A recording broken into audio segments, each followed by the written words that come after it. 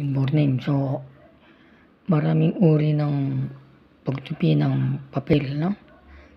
Meron yung 2, 3, 4, 5. Ito naman ay yung pagdalawa, very usable. 1, and then 2. Ito, dalawa ito eh. Dalawang moves. So, very usable, pangkaraniwan. So, kahit sino, kaya ito eh. Ito naman yung apat. Itong 4 na to ay 4 sides, no? So, ito yung front. Ito yung likod. Unahin natin yung likod. Ewan ko bakit lagi inuuna yung likod, no? So, 1. Like this.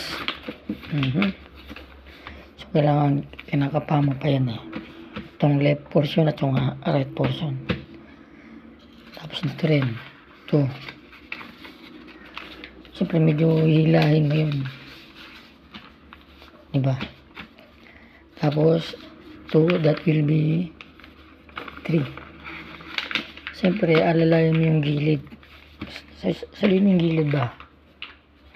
And then 4. Ayan. So yan po ay at least 2 types of folding a paper. Itong 4 na to, pambihira ito, bihira lang nakakagawa nito. So ang makagawa nito extraordinary. Okay, pero pwede rin naman yung dalawa lang. 1 and then 2. Ang dali lang eh, very usual, pangkaraniwan.